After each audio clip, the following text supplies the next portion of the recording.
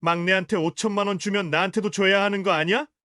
막내만 5천만 원 주면 나는 소송 걸겠어. 그러면서 둘이 싸우기 시작했습니다. 엄마가 늙으면 누가 모실 것 같아? 적어도 오빠는 아니겠지. 그래서 둘째 아들 몰래 딸에게만 돈을 빌려주었습니다. 유산 상속한 거야? 왜 나한테는 안 줘? 공평하게 줘야지. 그 식당 이제 장사 안 되지 않아? 벌써 몇십 년이나 된 곳인데 리모델링도 안 해서 낡아 빠졌잖아. 요즘 전통시장이 얼마나 발전하고 있는데 아직도 그런 한바집을 운영하고 있어? 팔아서 나한테 사업자금으로 도와줘.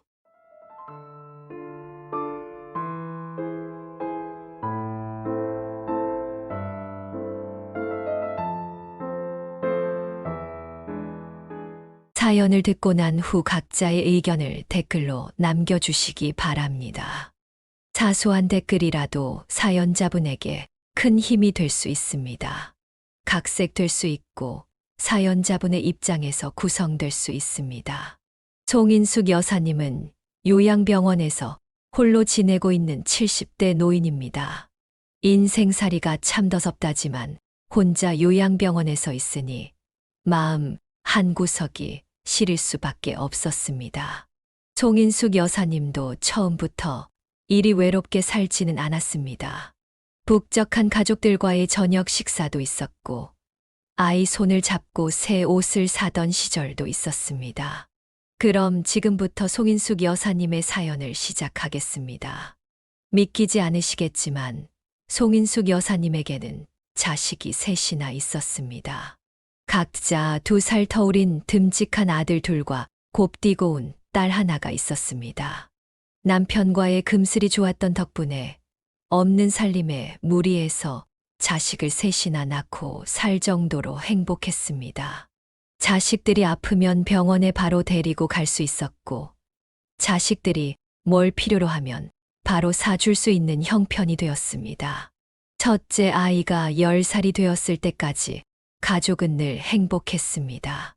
동생들을 챙기는 첫째와 개구진 둘째, 그리고 애교 많은 막내까지 하루가 짧게 느껴질 정도로 아이들만 보고 있으면 시간 가는 줄 몰랐습니다.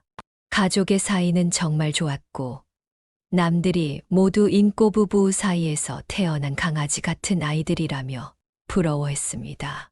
주말마다 웃음이 끊이지 않는 집을 기웃거리는 동네 주민들까지 있었으니 말 다 했죠. 그런데 행복은 평생 가지 못했습니다. 첫째 아이가 10살이 되던 그해 겨울, 갑자기 남편이 심장마비로 세상을 떠나게 되었습니다. 아무런 예고 없이 찾아온 심장의 정지는 가족의 행복도 정지시키고 말았습니다. 아이들은 아빠의 부재를 실감하지 못했고, 송인숙 여사님은 남편의 목까지 책임져야 하는 무거운 어깨를 가지게 되었습니다. 아빠가 멀리 일하러 간 것이라 생각하는 아이들은 밤마다 아빠와 통화를 하게 해달라며 보채곤 했습니다. 엄마, 아빠 언제 와요? 아빠랑 통화하고 싶어요. 그럴 때마다 아이들에게 눈에 힘을 주며 큰 소리를 내야 했던 심정을 다들 이해할 수 있을까요? 왜 아빠를 찾는 아이들에게 좋은 말 한마디 못 해주고 화를 내야만 했는지 참 후회가 되었습니다. 하지만 그렇게 해야 아이들이 하루빨리 아빠를 잊고 제 마음을 이해해 줄 것이라 믿었습니다. 아이들 가슴에 아빠라는 존재를 꽁꽁 묻어버리게 하는 짓이라고는 생각하지 못했죠.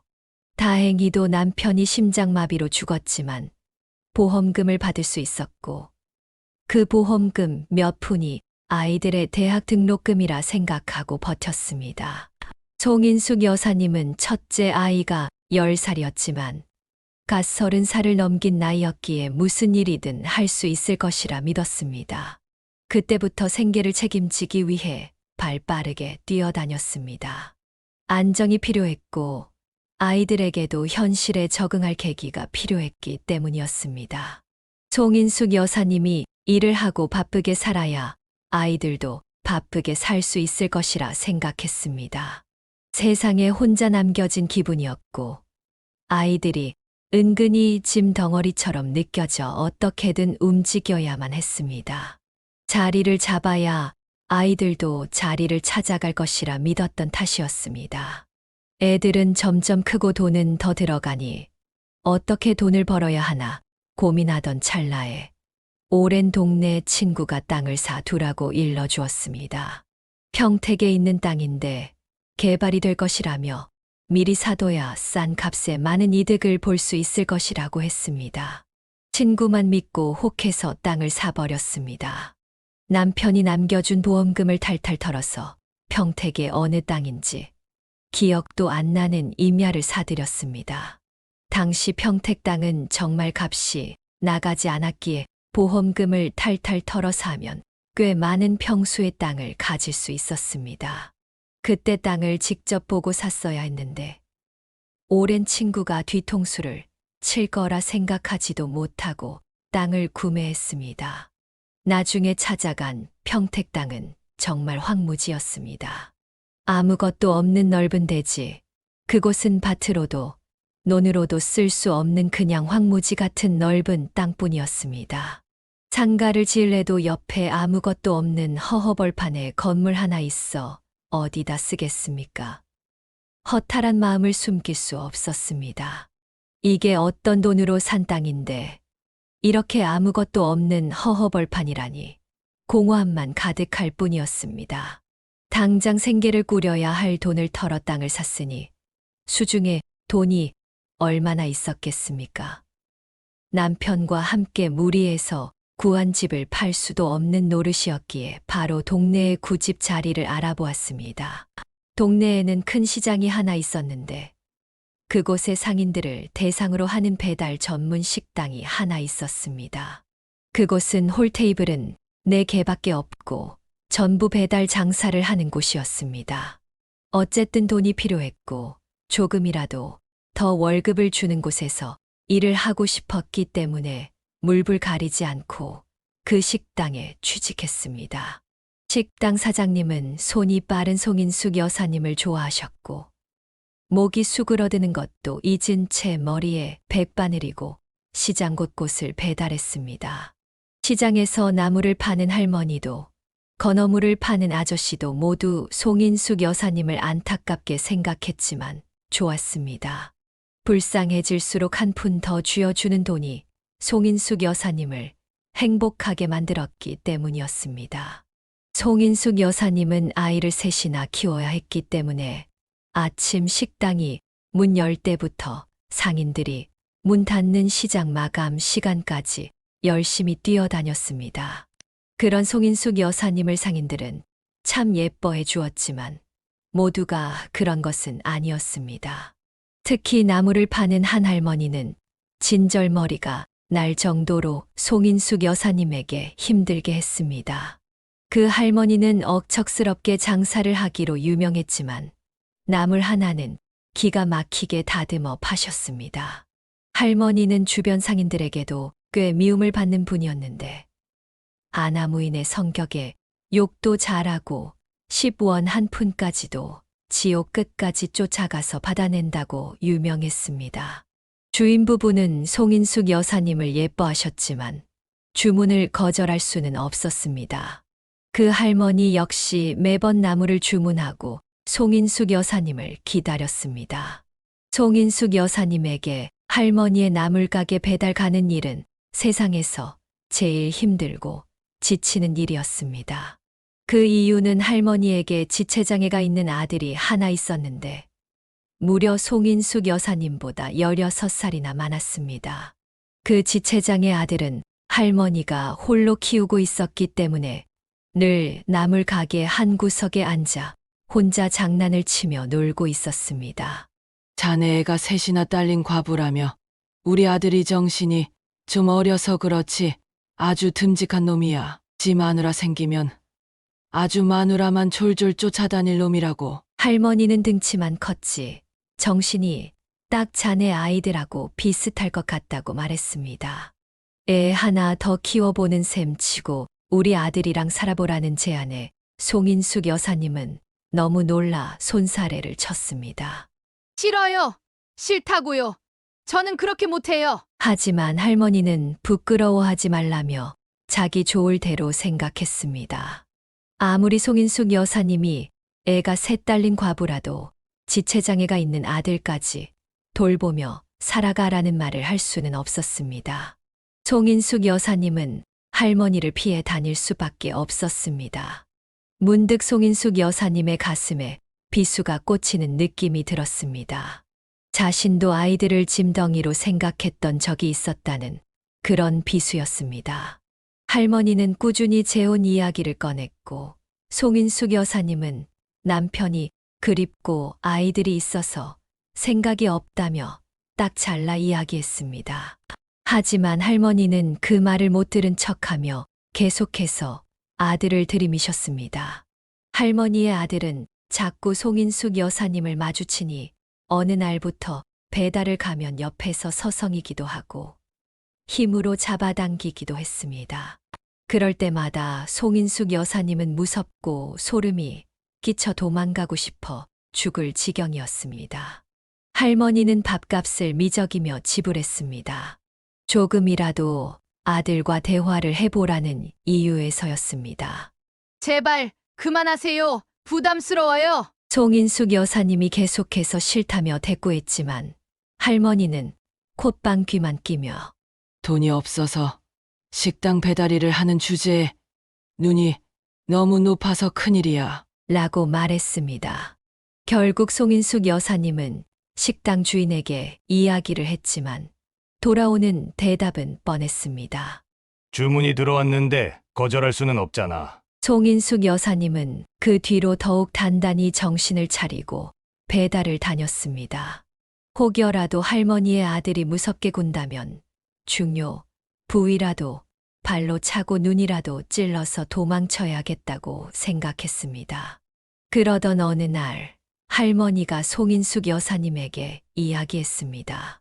작작 좀 튕기고 우리 아들 이제 좀 받아줄 때가 되지 않았나? 애가 셋 딸린 과부 주제에 뭘 자꾸 도망가고 앉았어? 송인숙 여사님은 나물 할머니가 자꾸만 아들과 엮으려는 심사님을 알고 있었습니다. 어느 날 할머니는 송인숙 여사님에게 건물을 올려주겠다는 말까지 꺼냈습니다. 주변 이야기를 들어보니 할머니도 아들 치료비로 돈이 많이 나가는 상태라 건물 같은 건 올리지도 못했음을 알게 되었습니다. 송인숙 여사님을 속이며 어떻게든 아들과 엮으려는 심산이었던 것입니다. 할머니는 끊임없이 건물을 올려줄 거라며 송인숙 여사님을 유혹하려 했습니다. 그러나 송인숙 여사님이 넘어가지 않자 할머니는 점점 조바심이 난 눈치였습니다. 할머니는 우리 아들이 자네를 색시로 생각하고 있다네. 라고 미친 소리까지 내뱉었습니다. 송인숙 여사님은 할머니에게 소리쳤습니다. 도대체 왜 이러세요? 저는 죽어도 싫다고 했잖아요. 너무 소름 끼쳐요. 큰 소리로 거절하자 지체장애가 있는 아들은 힘껏 움츠러들었고 할머니는 씩씩거리며 소쿠리를 던지려고 했습니다. 그때 옆 가게의 건어물 가게 사장님이 할머니에게 소리쳤습니다. 할매, 노망났어. 왜 자꾸 싫다는 사람한테 저 등신을 들이밀어? 할매나 평생 저 등신 수발들면서 살아. 애꿎은 사람한테 자꾸 떠넘기려고 하지 말고. 할머니는 건어물 가게 사장님과 싸우려고 하며 송인숙 여사님에게 애 셋이나 딸린 거 받아주겠다는데 고상한 척 튕기고 앉아있냐? 흘겨보았습니다.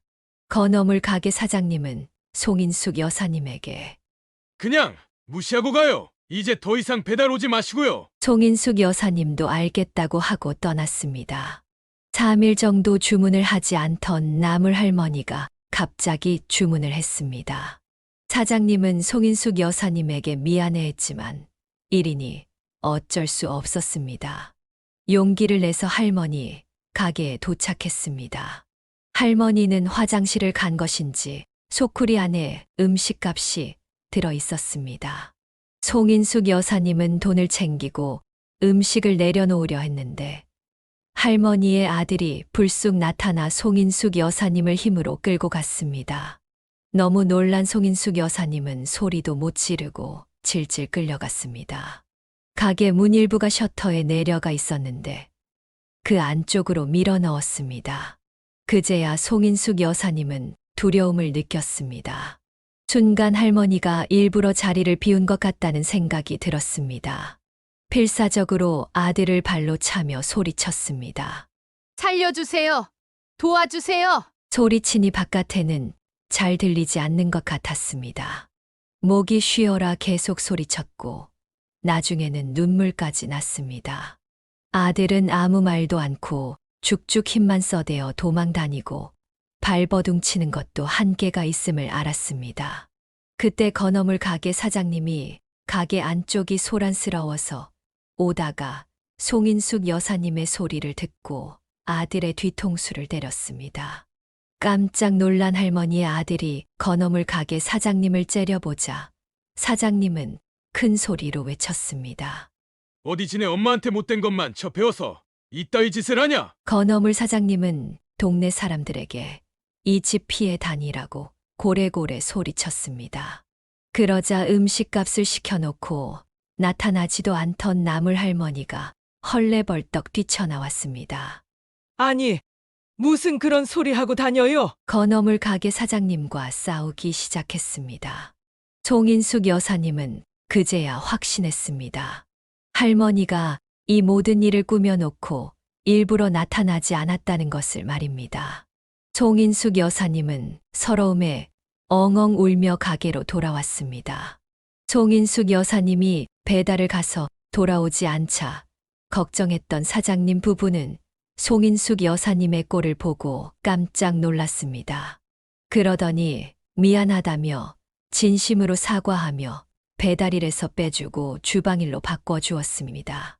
다행히도 인원을 더 뽑으려고 했기에 주방에서 일을 해주는 게 좋겠다고 했습니다. 며칠 뒤 나물 할머니가 가게까지 찾아와 일을 어찌 일이 크게 만드냐며 적반하장으로 굴었습니다. 그냥 우리 아들이랑 결혼하면 됐잖아. 가게 사장님은 할머니에게 소금을 뿌리며 소리쳤습니다. 노망난 할매, 주문 안 받아줄 거야. 아들을 보호소에 보내던지 하라고. 주변 상인들은 모두 송인숙 여사님의 편을 들어주었습니다. 그 뒤로 주방에서 송인숙 여사님은 음식을 만들기 시작했습니다. 처음에는 외워야 할 레시피가 많아 힘들었지만 적응하니 안 보고도 술술 만들어낼 수 있었습니다. 식당 일이 끝나면 항상 남은 반찬들을 싸주시는 사장님 부부 덕에 아이들 먹일 반찬과 밥을 넉넉히 챙길 수 있었습니다. 사장님 부부는 자주 배려를 해주셨습니다. 아이들의 소풍날이나 운동회 날에도 송인숙 여사님이 아이들 도시락을 쌀 수 있도록 가게의 주방을 내어주셨습니다. 송인숙 여사님의 아이들이 가게에 놀러 오면 손에 꼭 1,000원이라도 쥐어주던 사장님 부부 덕에 아이들은 배고를 일 없이 든든하게 자랐습니다. 과외나 학원에는 못 보냈지만 아이들은 스스로 공부를 잘해 주었습니다. 주변 사람들은 자식 농사를 잘 지었다고 칭찬했습니다. 우리 남편 닮아서 똑똑해요. 라고 대꾸하면 아직도 남편 타령이냐? 라고 핀잔을 주는 사람들도 있었지만 대부분은 송인숙 여사님을 대견하게 보았습니다. 시간이 흐르고 흘러도 송인숙 여사님은 항상 제자리를 지키며 음식을 만들었습니다. 적어도 막내가 20살이 될 때까지만이라도 일을 해야 밥을 마음껏 먹일 수 있을 텐데 하는 마음에서 버텨냈습니다. 손에 화상을 입고도 식당 일을 했고 술 취한 취객이나 상인들이 송인숙 여사님을 힘들게 해도 아이들을 생각하며 버텼습니다. 아침에 아이들 셋이 알아서 양치질을 하고 옷을 입고 가방을 챙겨 학교에 다녀오고 집에 돌아와 시간을 보내며 공부하고 저녁밥은 아침에 차려둔 차갑게 식은 밥을 아무런 불평 없이 먹고 송인숙 여사님이 퇴근해서 돌아오면 그제서야 씻고 자는 아이들을 보며 송인숙 여사님은 눈물을 꾹 참으며 버텼습니다. 송인숙 여사님은 남편을 일찍 보냈다는 이유로 그렇게 버텨야만 했습니다. 송인숙 여사님은 둘째 아이가 고등학교 3학년이 될 때까지 10년을 식당에서 일했습니다. 아이들이 중고등학생이 되자 정말 힘들어졌습니다. 사춘기가 심한 아이들은 엄마가 해준 게 뭐냐는 이야기를 서슴없이 내뱉기도 했고 돈이나 내놓으라며 날강도 짓을 하기도 했습니다. 한창 사랑이 필요한 시기에 송인숙 여사님은 돈을 번다는 이유로 바빴기에 아이들이 엄마에게 낯을 가려도 어쩔 수 없었습니다.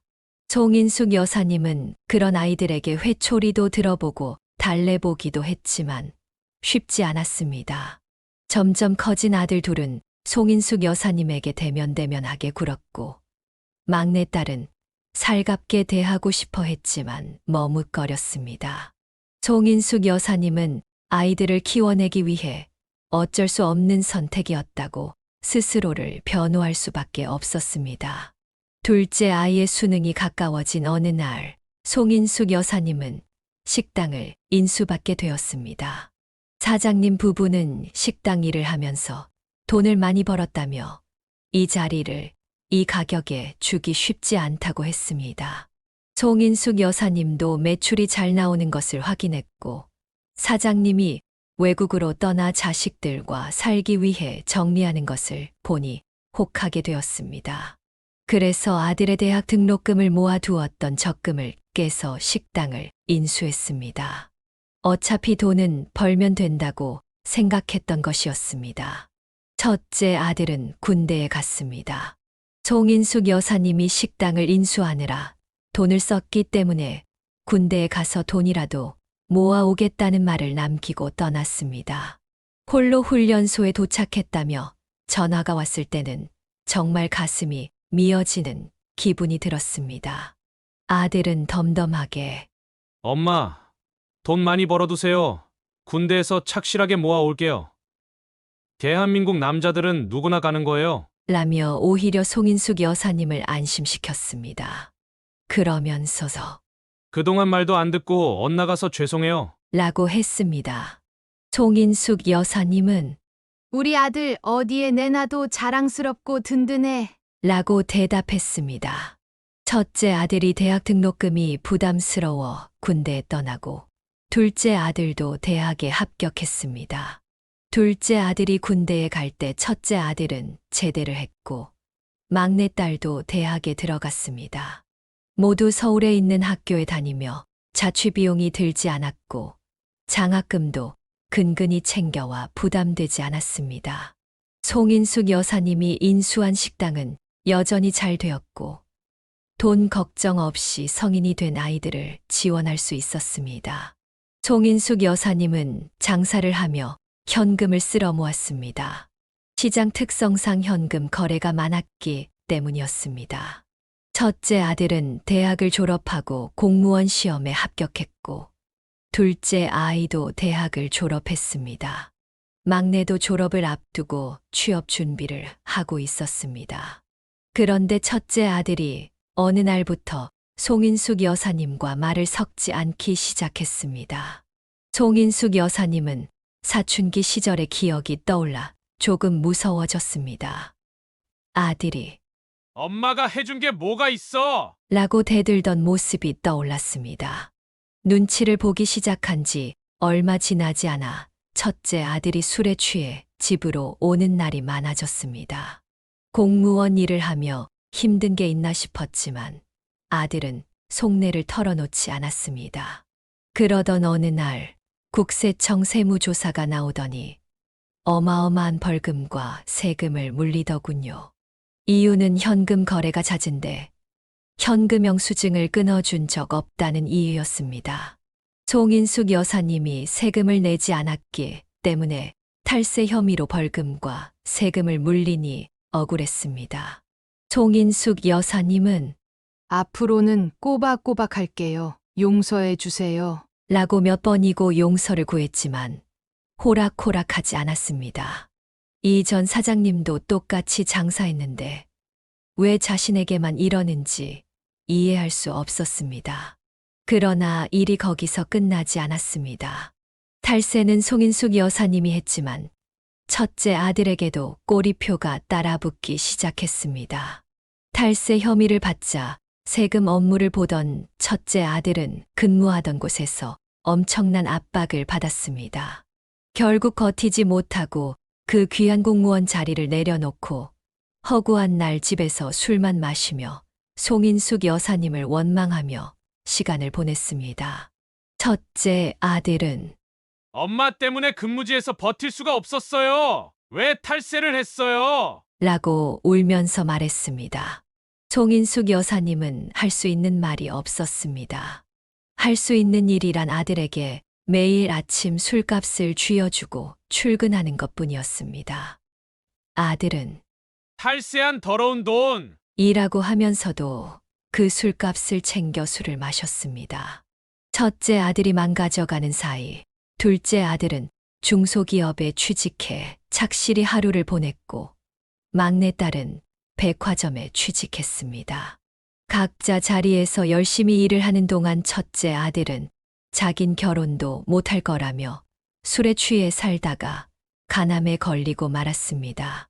술을 그렇게 마셔댔으니 당연히 몸이 성치 않았을 것입니다. 일이 바쁘다는 이유로 술만 마시는 아들에게 잔소리 한 번 못한 송인숙 여사님은 아들이 간암이라는 말에 오열했습니다. 아들은 엄마가 술값을 쥐어주지만 않았어도 이렇게 술을 먹지 않았을 거예요. 라고 했습니다. 30대의 간암이라니 송인숙 여사님은 하늘이 무너지는 기분이었습니다. 송인숙 여사님 나이 30의 과부가 되었는데 아들은 30의 간암에 걸렸습니다. 송인숙 여사님은 현실을 잊고 싶어 더욱 식당 일에 매달렸습니다. 그럴수록 첫째 아들은 말라갔고 죽어갔습니다. 결국 투병 생활을 하느라 모아두었던 돈을 꺼내 최고의 의료진에게 치료를 받을 수 있도록 노력했습니다. 하지만 아들은 이미 자기 인생을 비관하기 시작했고 살 이유가 없다면서 하나둘 손에서 모든 걸 놓았습니다. 살아내려는 의지가 없으니 당연히 병마와의 싸움에서 지고 말았습니다. 투병 2년 만에 아들은 아버지가 있는 하늘나라로 떠나버렸습니다. 송인숙 여사님은 큰아들을 그렇게 보내고 하염없이 울었습니다. 하늘은 뭐가 그리 급해서 우리 아들 한창 나이에 데려가느냐고. 내가 이렇게 고생하며 하루를 버티고 사는데 어찌 이런 시련을 주시냐고 원망했습니다. 하지만 시간은 계속 흘렀습니다.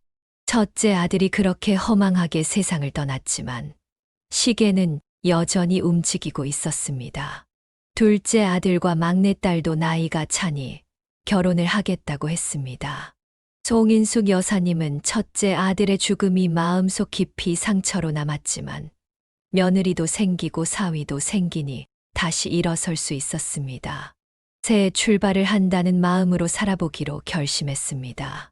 손주들 많이 낳고 북적북적하게 잘 살아다오. 하는 말로 두 아이를 시집장가 보냈습니다. 막내딸은 아들 하나 딸 하나 낳고 잘 살고 있었지만 아들네 집에서는 도통 아이 소식이 없었습니다. 송인숙 여사님은 시어머니가 시집살이 시킨다는 소리를 듣지 않기 위해 며느리에게 아이로 스트레스를 주지 않았습니다. 아들을 닮은 손주를 보고 싶은 마음이 있었음에도 잔소리를 참았습니다.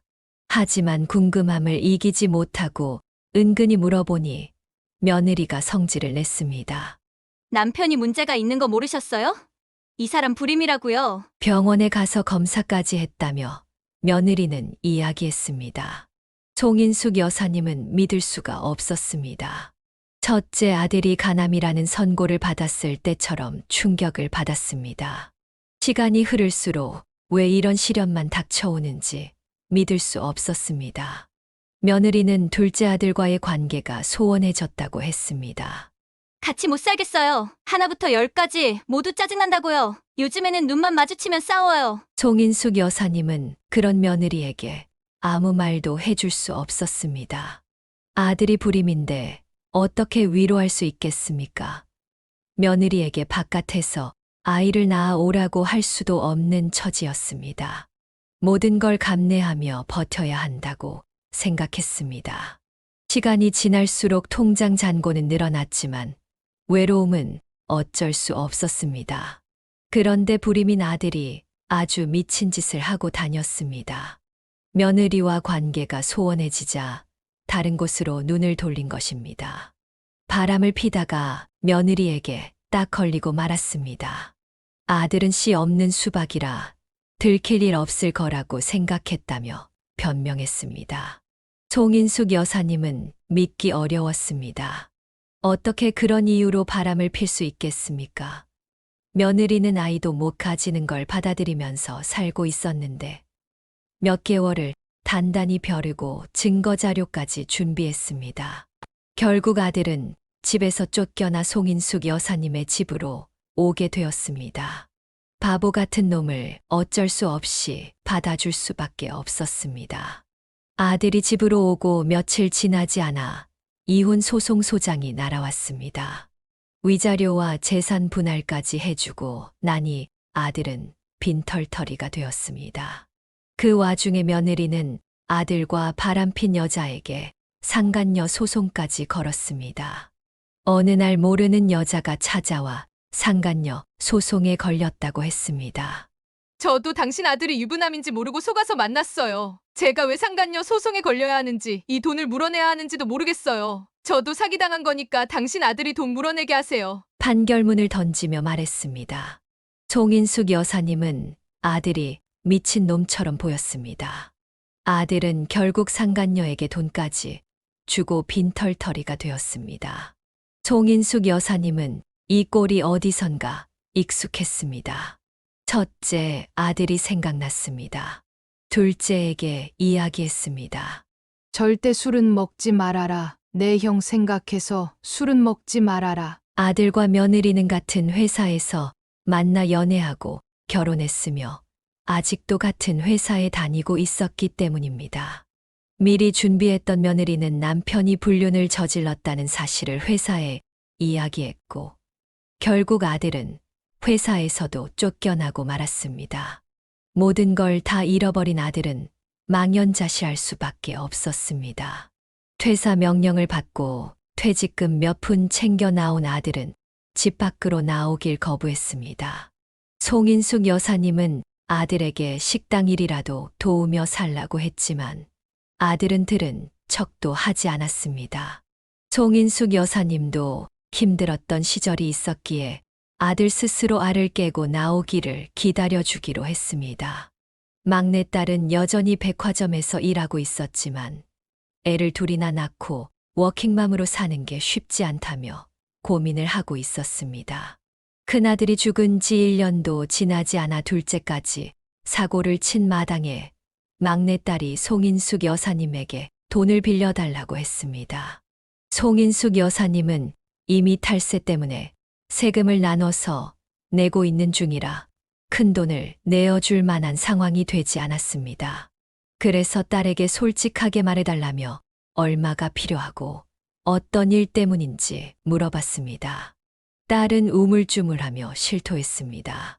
사실은 남편 몰래 빚이 좀 있어서 그래요. 돈 좀 빌려주세요. 아니, 사위 몰래 빚을 질 일이 뭐가 있어? 사위가 돈을 안 벌어다 주는 것도 아니고 애들 키우면서 빠듯한 것도 아니지 않니? 엄마, 그냥 돈 좀 빌려주면 안 돼요. 엄마 현금 쓸어 담는다고 소문났던데 그거 세금도 나눠서 내는 거잖아. 나 진짜 급하단 말이야. 뭐 때문인지 정확하게 모르는데 내가 다짜고짜 빌려줄 순 없다. 백화점에서 일하면서 명품을 얼마나 많이 보는지 알아요? 다들 하나씩 명품백 하나 들고 있는데 나만 없더라. 그게 너무 초라해서 몇 개 샀어. 근데 돈이 없어서 대출받아서 샀어. 딸이 하는 말은 정말 충격적이었습니다. 사치에 눈이 멀어 대출을 받아 명품백을 샀다는 것이었습니다. 송인숙 여사님은 그게 변명인 줄 알았지만 잔소리할 경황이 없었습니다. 남들과 비교하며 그들은 하나씩 있는데 나만 없어서 샀다는 말 자체가 너무 어이가 없었습니다. 송인숙 여사님은 딸아이에게 말했습니다. 그들은 그들의 형편대로 맞춰서 사는 것이고 너는 너대로 살아야지. 그러나 딸은 이미 흥분해 있었습니다. 그러면서 송인숙 여사님에게 딱 5천만 원만 빌려달라고 했습니다. 내가 5천만 원이 어디 있니? 내가 산 명품들 팔아서 갚으면 되겠구나. 엄마, 가방을 어떻게 팔아요?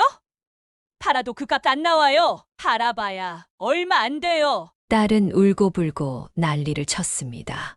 5천만 원만 빌려주면 아무 일 없었다는 듯 살 수 있다면서 제발 한 번만 도와달라고 했습니다.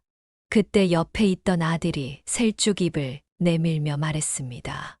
막내한테 5천만 원 주면 나한테도 줘야 하는 거 아니야? 송인숙 여사님은 화들짝 놀라 아들을 쳐다보았습니다. 아들은 큰 소리로 말했습니다. 막내만 5천만 원 주면 나는 소송 걸겠어. 그러면서 둘이 싸우기 시작했습니다.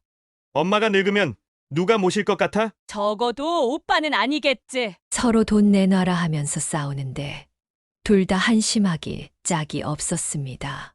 둘째 아들은 송인숙 여사님과 함께 살고 있었지만 막내딸은 자식도 둘이나 있었고 아직 유치원 다니는 애들이었기에 마음에 걸렸습니다. 그래서 둘째 아들 몰래 딸에게만 돈을 빌려주었습니다. 그런데 아들이 우연히 송인숙 여사님의 통장을 확인하고 이체 내역을 보더니 노발대발하며 화를 냈습니다. 유산 상속한 거야? 왜 나한테는 안 줘? 공평하게 줘야지. 아들은 이미 딸을 도와준 것도 모든 걸 다 털어서 준 것이었는데도 불만이 가득했습니다. 그러더니 아들은 송인숙 여사님에게 말했습니다. 그 식당 이제 장사 안 되지 않아? 벌써 몇십 년이나 된 곳인데 리모델링도 안 해서 낡아 빠졌잖아. 요즘 전통시장이 얼마나 발전하고 있는데 아직도 그런 한바집을 운영하고 있어. 아들의 말이 틀린 게 하나도 없었습니다. 시장도 현대화되었고 젊은이들도 많이 오는데 송인숙 여사님은 여전히 사장님에게 물려받은 그 모습 그대로 장사를 하고 있었습니다. 아들은 송인숙 여사님에게 가게를 팔아버리라고 종용했습니다. 팔아서 나한테 사업자금으로 도와줘. 송인숙 여사님은 고민하던 중에 그 자리를 탐내는 사람을 알게 되었고 권리금까지 두둑하게 챙겨서 가게를 정리했습니다. 가게를 정리하는 시원섭섭한 마음이 들었지만 속도 모르는 아들은 기뻐하며 말했습니다. 잘 팔았어. 돈 잘 챙겼어? 아들은 계속해서 사업자금을 빌려달라고 했고 송인숙 여사님은 귀가 아파 결국 5천만 원을 빌려주기로 했습니다. 그런데 아들은 무슨 서류에 사인을 해달라고 했습니다. 송인숙 여사님이 아들에게 무슨 서류냐고 묻자 아들은 돈을 빌려주었다는 각서 같은 것이라고 했습니다.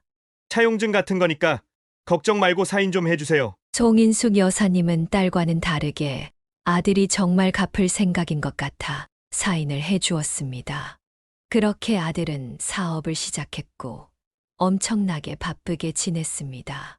시간이 흐르고 평온한 노후를 보내던 어느 날 집에 갑자기 사람들이 쳐들어오더니 남편과 함께 마련한 집에 빨간 딱지를 붙였습니다. 알고 보니 아들이 사인하라 했던 그 서류는 차용증이 아닌 보증 서류였던 것입니다. 아들은 사업 보증으로 송인숙 여사님을 세우고 돈을 다 해 먹고 잠적해 버렸습니다. 연락도 받지 않았습니다. 집은 결국 경매로 넘어가고 오갈 곳이 없어져서 송인숙 여사님은 딸네 집으로 향했습니다. 딸 집 앞에서 배를 누르니 딸이 물었습니다. 여긴 왜 왔어요? 송인숙 여사님은 가슴이 철렁했습니다. 갈 데가 없어서 왔다. 오빠한테 보증을 서줬는데 근데 왜 나를 찾아와요? 엄마 돈은 오빠한테 주고 빚 남으니까 나한테 온 거야? 지금 무슨 소리 하는 거야? 내가 너한테도 5천만 원 해줬잖아. 장모님, 아내한테 5천을 해주셨다고요. 그런 말 없었는데. 야, 그 돈 다 어디 갔어? 나는 왜 몰라? 아니, 엄마. 그걸 여기서 말하면 어떡해? 둘은 싸우기 시작했습니다. 사위는 송인숙 여사님에게 말했습니다. 모실 수 없으니까 나가세요. 딸도 문을 팡 닫아버렸습니다. 이게 무슨 일인가 싶어 결국 송인숙 여사님은 오갈 데가 없어 동네 경로원 같은 데서 잠이 들었습니다. 다음 날 아침 주민센터 직원이 송인숙 여사님에게 물었습니다.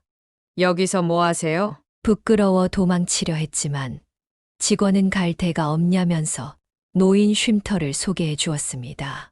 그곳은 자식들에게 버림받고 오갈 데 없는 할머니들이 지내는 곳이었습니다. 그곳에서 송인숙 여사님은 6개월을 지냈습니다. 하지만 자식들에게는 연락 한 통 오지 않았습니다. 모든 걸 포기하고 살던 그때 TV 뉴스에서 신도시가 들어온다는 소식을 들었습니다. 땅값이 어마어마하게 올랐다고 했습니다. 송인숙 여사님은 바로 부동산을 뒤졌습니다. 송인숙 여사님의 땅이 신도시 아파트가 들어오는 자리라고 시세보다 더 많이 받을 수 있다고 했습니다. 송인숙 여사님은 큰 건설업체 대표와 미팅을 했고 그 땅을 비싸게 팔 수 있었습니다. 돈이 생긴 송인숙 여사님은 이름으로 되어 있는 빚을 갚고 남편과 함께 살았던 집을 찾아올 수 있었습니다. 그래도 수중에 10억 이상이 남았습니다.